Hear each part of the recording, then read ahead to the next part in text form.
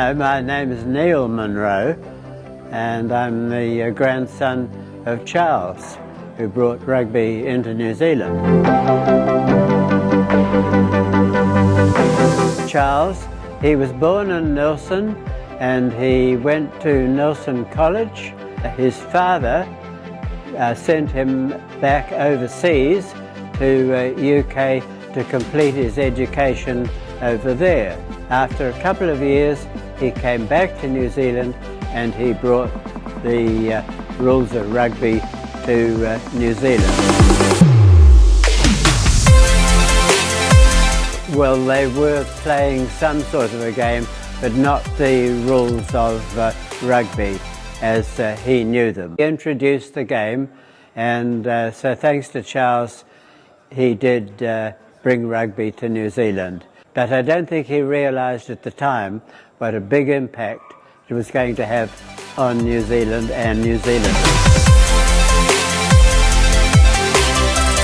Oh, I don't think he knew what he was doing, really, what a big impact it was going to have. On the 14th of May in 1870, he organised the first game between Nelson College and rugby club in Nelson. But the rugby club in Nelson were not playing the rules that Charles brought out from UK. He didn't really continue very much with rugby for, not for a long time anyway.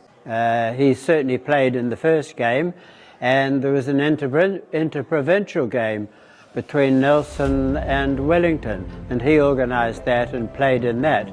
But in later life, he didn't continue playing rugby.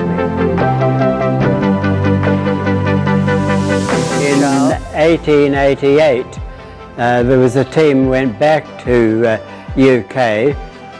They weren't All Blacks. They were largely made up of 3 or 4 families, and they were away for 15 months. They left New Zealand in a little ship, and they played 107 games on their world tour, and they won 84 of them. Rugby was brought to New Zealand. 18 years later, they went back to UK and beat them at their own game. It's just changed with the designs over the years, and different teams have had different designs, and commercialism has probably entered into it too in more recent years. I think the fern leaf indicates that when one leaf falls off, another one takes its place, like when a rugby player is tackled, there's somebody else to take over.